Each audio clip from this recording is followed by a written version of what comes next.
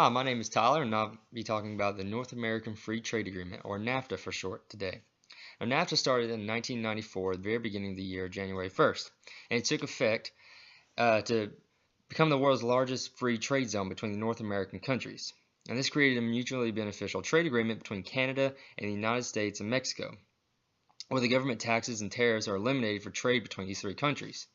And this set into motion massive expansion and relocation endeavors for many international companies and industries. By moving manufacturing production to other countries, certain loopholes could be exploited for the use of cutting costs in production and allocating resources for a company. Mexico is a prime example of this relocation technique, and by the end of the 90s, over 4,000 manufacturing factories have been built on the border of Mexico, and more than a million Mexican workers employed to them.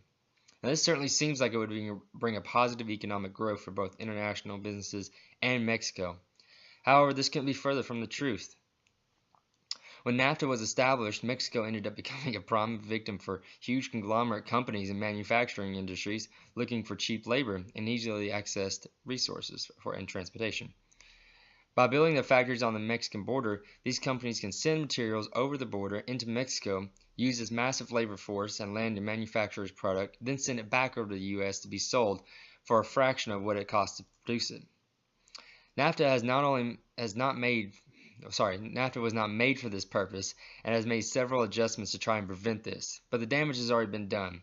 When these big international companies start moving in, Mexico's government has some fairly strong labor laws and regulations, but resembling something of big oil, the size and influence of those thousands of companies moving in overwhelmed the integrity of Mexico's fragile government, and soon corrupted the entire country's federal enforcement agencies and political leaders.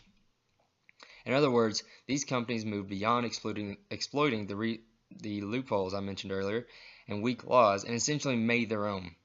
In the video documentary Micropolis, it is clear that these companies hold no remorse for their business decisions and have become comfortable with denying any accountability for what has been done to Mexico's environment and its people. Unfortunately, there's not much that can be done for this. With the Mexican government in their pocket and international companies to hide in, no one person or company can be accountable in any countries that they're held in.